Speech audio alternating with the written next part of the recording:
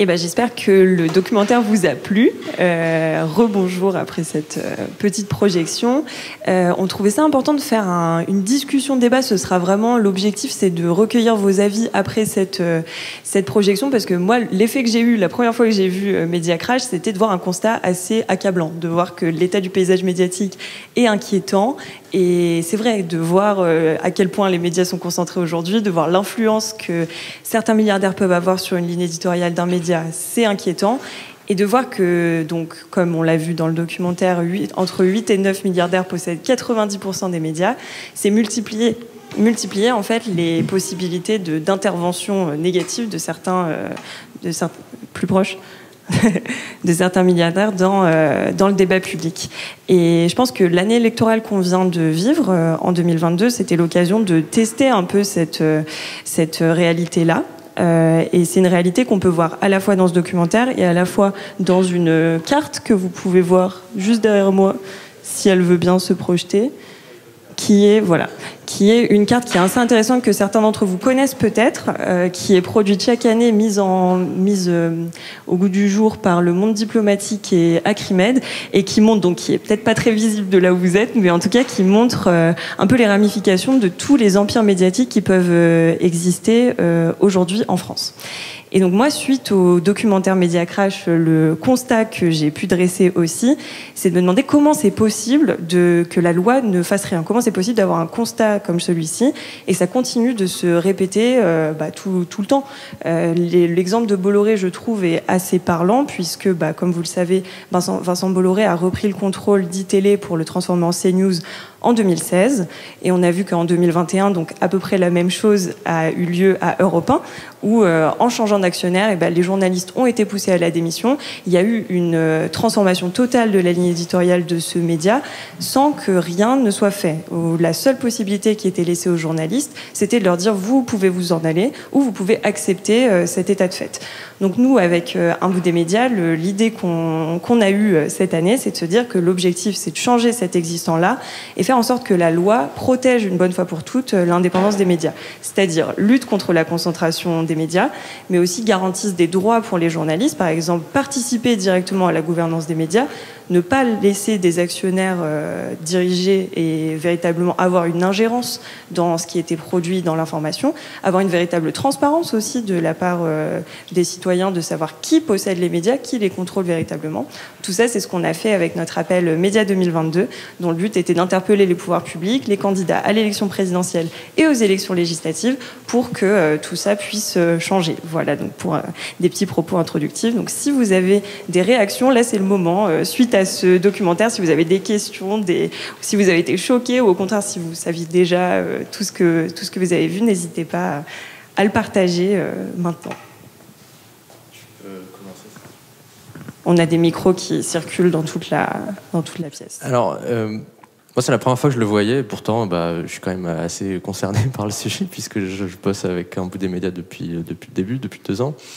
Et quand même, ce qui s'est passé dans ce documentaire, pour moi, c'était que, effectivement, quand il y a des intérêts privés forts qui possèdent des médias, il y a un risque d'influence. Ça, on l'a vu et c'est démontré.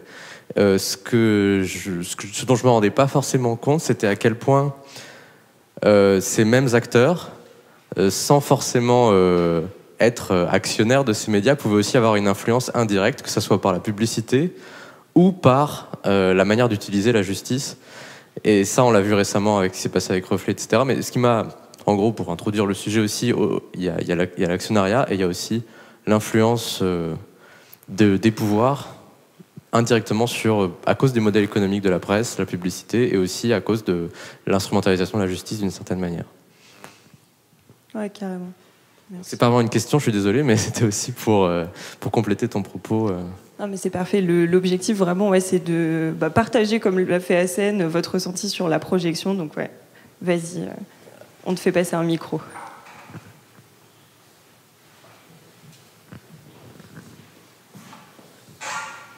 Pareil, c'est pas tant une question que ça.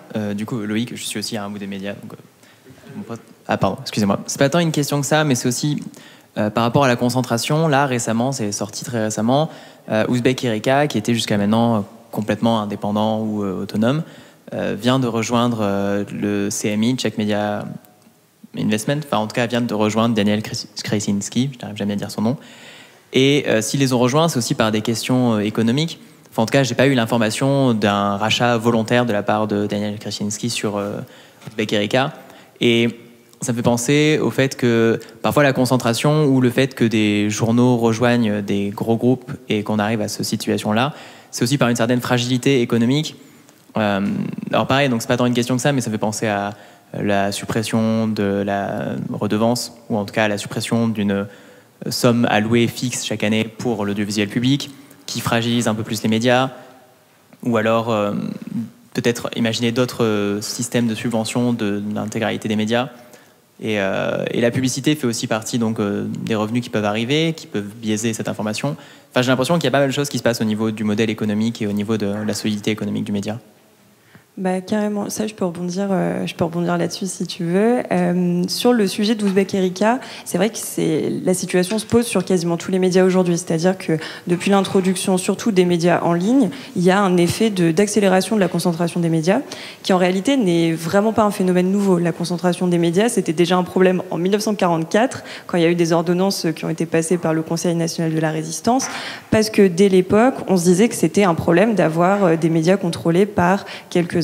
Mais c'est vrai que depuis 2 décennies, je dirais, il y a eu une vraie accélération, transformation des modèles économiques, énormément de gratuité depuis que la presse est disponible en ligne. Et donc, il y a cette fragilité qui est clairement là. Et c'est vrai que la concentration, c'était une façon d'aller trouver des financements pour des médias qui parfois n'en avaient pas. Donc c'est vrai qu'il y a tout un enjeu aujourd'hui de réussir à trouver ces nouveaux modèles économiques. C'était la conclusion d'ailleurs du film où Valentine Auberti parle du fait qu'il y ait de plus en plus de médias indépendants. Elle appelle aussi les lecteurs et lectrices à s'abonner, parce que c'est avant tout les lecteurs et lectrices qui peuvent avoir un vrai changement et un vrai rôle à jouer là-dedans. Parce que si on est prêt à financer une information nous-mêmes, c'est autant d'argent qui ne sera donc pas donné par des milliardaires. Et donc c'est ça la meilleure garantie de l'indépendance aussi. Mais tout l'enjeu, c'est qu'à la fois il y a ces médias indépendants d'un côté, donc il faut qu'on les finance nous en tant que lecteurs, mais d'un autre côté il y a ces médias qu'on appelle les médias mainstream, mais en tout cas les très grands médias qui sont financés donc par ces milliardaires-là. Nous, le pari qu'on fait à un bout des médias, c'est de se dire de toute façon, on ne pourra pas, en tant que petits citoyens, participer économiquement à des capitaux qui sont à hauteur de plusieurs dizaines, voire centaines de millions d'euros. L'enjeu, c'est de faire en sorte que des mêmes garanties d'indépendance leur soient octroyées dans ces grands médias-là. Donc ça veut dire appliquer notre charte pour l'indépendance des médias, donc c'est-à-dire appliquer cette gouvernance démocratique à ces médias-là également, faire en sorte qu'il y ait une vraie séparation entre activité éditoriale et activité économique. Donc en fait, ne délaisser aucun média qui peut exister sur le paysage médiatique. Voilà. Je sais pas si... Ouais. Alors moi, j'ai un truc filaire, donc je suis pas sûre. Ça peut... Non.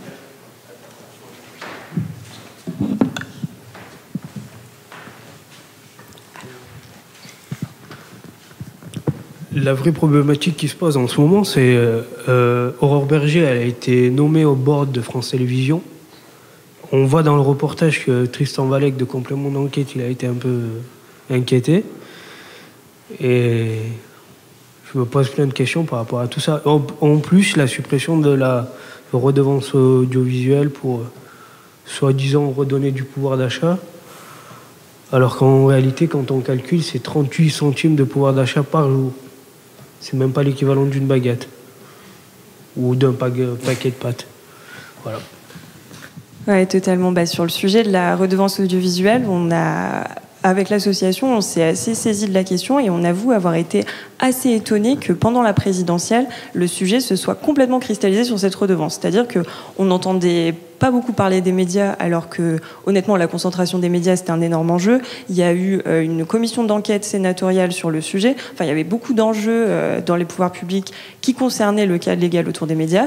Et tout ce dont on entendait parler, c'était il faut supprimer la redevance. On avait des candidats, donc le candidat, maintenant président Macron, qui voulait la supprimer, mais bon, garder le service public de l'audiovisuel. Mais on avait carrément les candidats plus à droite que lui, qui voulaient supprimer la redevance et privatiser toutes les entreprises de l'audiovisuel public. public. Donc ça a été le gros sujet de cette campagne-là. Et donc on s'en est forcément saisi en tant qu'association engagée sur le sujet, où nous, on défend vraiment l'affectation d'un budget pour l'audiovisuel public. Aujourd'hui, ce qui se passe, c'est qu'avec la suppression de cette redevance, à ce budget de cette année, il y a une fraction de la TVA qui va être affectée aux entreprises de l'audiovisuel public. Ça veut dire Radio France, France Télévisions, France Média Monde, l'INA, et j'en oublie peut-être une, l'agence France Presse peut-être. Et donc aujourd'hui, ça a été garanti pour cette année, mais dans 5 ans, ce sera plus le cas. Donc ça veut dire que chaque année, il faudra retourner devant le Parlement au moment du vote du projet de loi de finances qui a lieu en ce moment pour demander à ce qu'il y ait des financements qui soient garantis. Ça veut dire remettre en cause l'indépendance, clairement, parce que l'argent, c'est le nerf de la guerre. Donc si l'audiovisuel public n'a plus l'argent qu'il peut avoir pour fonctionner, pour payer ses journalistes et pour produire une information en toute indépendance, on va avoir un vrai sujet à adresser. Donc ça, c'est un sujet de préoccupation assez conséquent, c'est sûr. Si vous avez d'autres remarques. Qui ici avait vu le film pour la première fois? Qui a vu le film pour la première fois à cette occasion? Bon, c'est super, vous êtes comme moi. Et est-ce qu'il y a quelque chose, du coup, que vous avez appris ou qui vous a particulièrement choqué, qui était particulièrement original par rapport à ce qui peut se passer normalement dans notre société, notre démocratie, sur lequel vous voudriez réagir? S'il y a quelqu'un d'autre, après je peux te donner la parole. Mais tu veux, d'accord. Moi, c'est juste l'importance de l'État dans le fonctionnement des médias et l'ingérence, on l'a bien vu dans la première partie du documentaire avec Fakir et la mobilisation des services de l'État. Et en tant que futur fonctionnaire, je suis assez choquée et déçue parce que on en parle beaucoup avec Daphné, qui est une amie à moi, mais on cherche, en tant que personne qui aimerait travailler pour l'État, on se pose beaucoup de questions sur pour qui est-ce qu'on aimerait travailler et pour quel État. Et certainement pas celui-là. Et c'est assez déroutant. Voilà. Complètement, c'était aussi ça qui avait guidé notre envie de créer ce pôle plaidoyer au sein de l'association. Là, cette année, on fête la première année d'existence du pôle plaidoyer d'un bout des médias. Et la raison pour laquelle on a créé ce pôle-là, c'est pour essayer de peser dans le débat public et de faire émerger ces sujets-là et faire en sorte qu'on applique une loi et qu'on soit au service d'une loi qui soit juste et qui protège une information vraiment de qualité. Parce que ça, c'est une anecdote, mais je trouve l'article très intéressant. Il y a un article qui a été publié au cours de l'année électorale précédente, non pas en France, mais aux États-Unis, et qui suit un groupe de téléspectateurs de Fox News, donc qui est le modèle exact de CNews, en tout cas qui a voulu le reproduire à l'identique en France. Et donc ces chercheurs-là, donc 2 chercheurs américains, ont pris ce groupe de spectateurs très très assidus de Fox News, qui étaient globalement, qui croyaient toutes les thèses qui étaient montrées à Fox News en termes de climato-scepticisme, surtout dans le contexte de la crise Covid, etc. Et qui leur ont demandé de regarder pendant plusieurs mois la chaîne CNN, qui est donc considérée comme plus progressiste, etc. Et ils ont mesuré l'impact de ce changement-là de visionnage médiatique sur leur comportement politique, sur leurs comportements électoraux et sur leurs opinions en général sur divers sujets. Et ils ont vu un véritable impact, c'est-à-dire que l'information qu'on consomme, parfois, même sans vraiment s'en rendre compte, parfois il y a des gens qui peuvent regarder ces news sans se rendre compte de ce qu'ils regardent. Et finalement, ça imprime des comportements électoraux qui sont différents. Donc tout l'enjeu, c'est de faire en sorte de garantir ce pluralisme qui est un objectif constitutionnel et de faire en sorte que tous les citoyens puissent avoir accès à une information la plus claire et fiable possible. Oui, merci pour cette projection. Moi, je suis assez d'accord avec les remarques qui ont été faites. C'est vrai que la question du déséquilibre de ce marché à cause de la digitalisation, elle explique en tout cas une accélération, comme l'a dit monsieur à juste titre. Et il faudrait aussi réfléchir au rôle des plateformes qui n'ont pas vocation à produire des contenus, mais qui bouleversent le jeu. Et je suis aussi d'accord sur la discussion là qui s'ébauche sur la question du rôle de l'État qui, au fond, par rapport à cette nouvelle situation, est de plus en plus important, paradoxalement, pour offrir une information, disons, hors pression. Mais à la limite, le cas de CNews, on pourrait presque le faire rentrer dans une logique de pluralisme. On pourrait se dire, il y a une chaîne de télé de droite ou d'extrême droite. Moi, ce qui me et comme naguère, il y avait de la presse très orientée politiquement, à gauche, au centre, à droite et à l'extrême droite.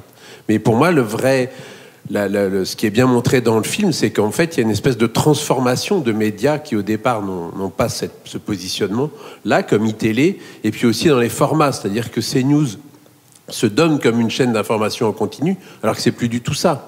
Je sais pas comment exactement la définir, mais ça. Et puis les gens avec leurs zapettes, ils continuent à penser que c'est l'équivalent de LCI, la chaîne d'information en continu publique, et puis il y en a encore une quatrième.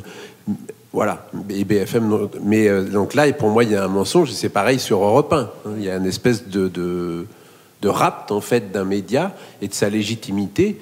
À la limite, si Bolloré avait créé, avec ses sous, de but en blanc, une chaîne de télé, s'il avait eu un canal pour ça, en disant moi c'est là que je veux exprimer mes idées archéo-catholiques et d'extrême droite, c'est son droit. Ça fait partie du pluralisme, et c'est pas ça qu'il fait. Et c'est intéressant aussi de s'intéresser parce qu'il a besoin en même temps de s'inspirer de formes grand public, et il le fait d'une autre façon, comme c'est très bien montré avec C8 et le divertissement.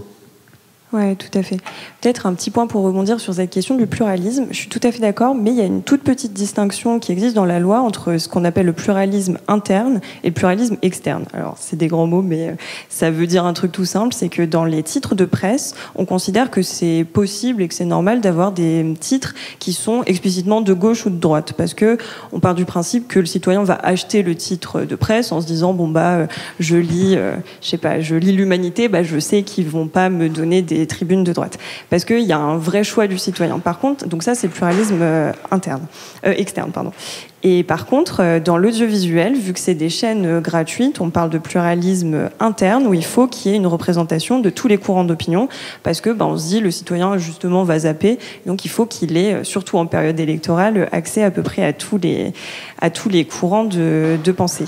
Et le cas de CNews était assez audible là-dessus, parce que pendant l'année électorale, CNews, il y a eu un très gros déséquilibre vis-à-vis des discours d'extrême droite et de droite, qui parlaient beaucoup plus pendant les temps d'antenne, qui étaient les heures de grande antenne, pendant la journée, etc. Et donc pendant la nuit, ils passaient des discours de Jean-Luc Mélenchon, de Yannick Jadot, pour rééquilibrer ce temps de parole-là. Et donc au final, quand on regardait, donc la comptabilisation se faisait par mois, et par mois, le quota était atteint pour tous les partis. C'est juste qu'il y en avait qui étaient diffusés entre 2h et 5h du matin, et d'autres qui étaient diffusés entre 18h et 21h, où tout le monde regardait. Donc c'est vrai qu'il y a un enjeu à faire respecter ce pluralisme-là à tous les créneaux, ça c'est évident, ouais, bien sûr. Ce qui est intéressant dans votre remarque, c'est qu'on se rend compte que même quand on peut être choqué par ces fameuses procédures Bayon, etc., en réalité, il n'y a que l'actionnariat, il n'y a que la prise de possession d'un média qui peut faire réaliser un changement aussi majeur. Donc c'est pour ça que quand on veut défendre l'indépendance des médias, évidemment, il faut s'intéresser à tous ces aspects. On a parlé de modèle économique, on a parlé de la publicité, on a parlé de l'influence, mais la lutte contre la concentration, c'est vraiment ce qui permet de protéger l'essence même d'une rédaction et d'empêcher une transformation radicale vers quelque chose qui serait nature à la dénaturer. Oui, tout à fait, parce que je parlais des titres de presse qui pouvaient être de droite ou de gauche. En général, quand c'est le cas, c'est véritablement les journalistes qui peuvent décider. Et ça nous paraîtrait pas choquant d'avoir une rédaction qui décide d'avoir cette influence-là, parce que c'est des journalistes eux-mêmes qui décident, qui ont une formation, qui décident de produire cette information-là.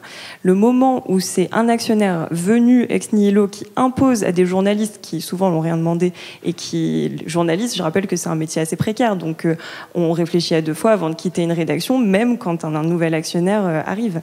Donc il y a tout cet enjeu-là de protéger aussi les journalistes de cette influence extérieure-là. Pardon, bonsoir.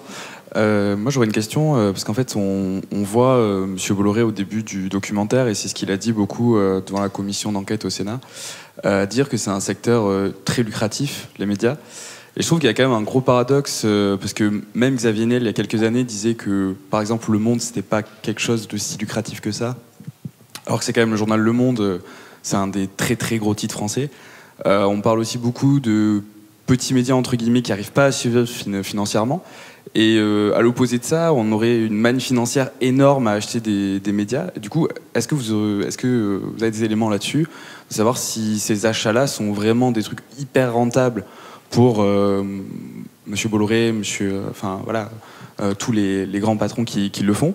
Et sinon, du coup, est-ce qu'on pourrait éventuellement amener des éléments factuels pour aller à l'encontre de ça? Parce que c'est vrai que c'est un bon argument, mais du coup, c'est un élément de débat aussi, je pense. Ouais. En réalité, les médias, c'est pas quelque chose de lucratif. Monsieur Bolloré, pendant la commission d'enquête, a beaucoup insisté sur le fait que ce soit lucratif pour lui, parce qu'il parlait de son groupe Canal+, qui est en fait un groupe de divertissement. Donc évidemment, le sport, c'est la diffusion de matchs de foot, c'est très lucratif.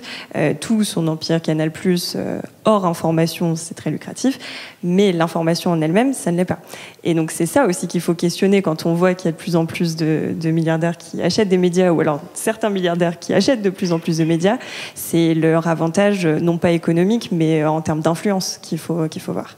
Ça, c'est sûr que c'est quelque chose, évidemment, qu'ils ne vont pas admettre, mais qui est assez visible. Il faut distinguer aussi la télé de la presse écrite, c'est-à-dire que quand on regarde les marges opérationnelles de titres comme Libération, qui sont déficitaires d'une année à l'autre, avec peut-être quelques bénéfices de temps en temps, de la publicité qu'on peut avoir sur, effectivement, Canal+ Sport, plus les droits télé, ce que tu as cité. C'est vraiment le meilleur exemple, en particulier pour Bolloré. Et, je veux dire, le segment publicitaire qu'il y a entre les deux parties de Touche pas à mon poste, je pense que ça rapporte beaucoup d'argent aussi.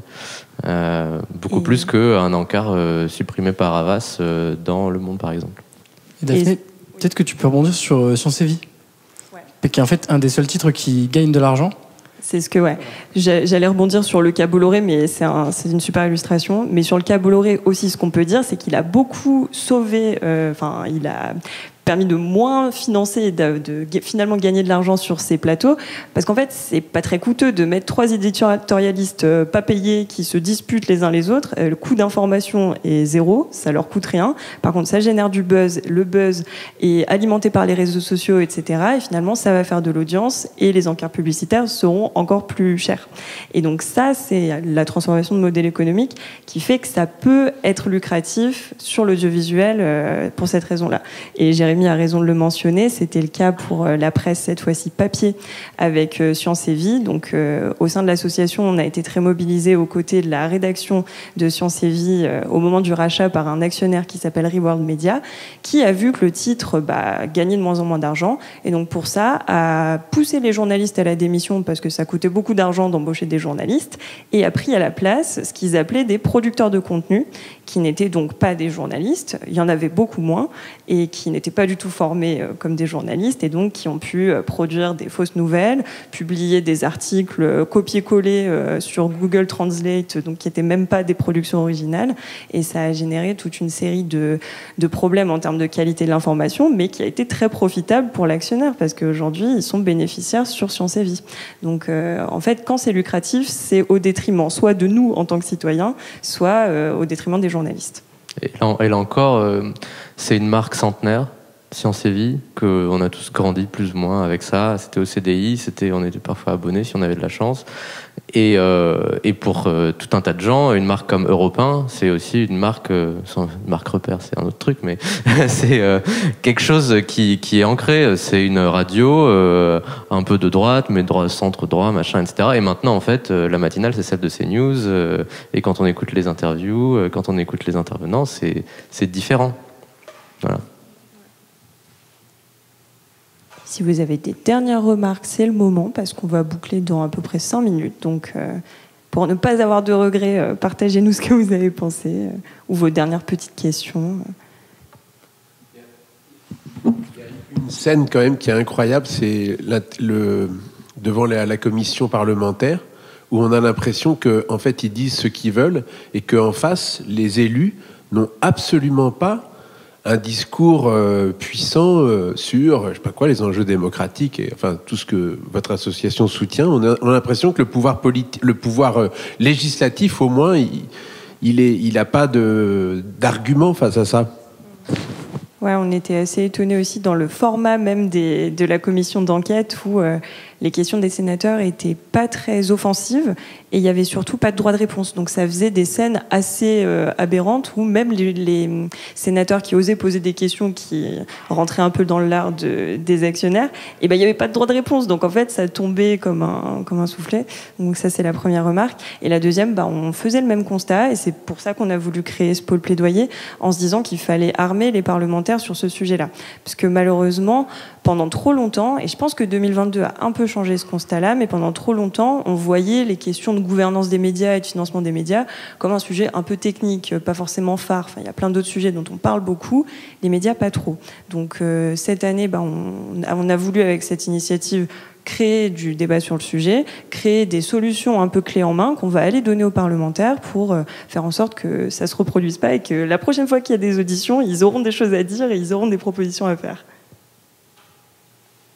Juste un dernier mot avant de te redonner la parole, Daphné, pour peut-être une petite dernière phrase. On a d'autres conférences juste après, à 18h30. Et demain, l'Université d'automne continue au Café Néon, dans le 18e, où on a un brunch atelier parlementaire qui est organisé autour d'un faux parlement qui va discuter du financement de l'audiovisuel public.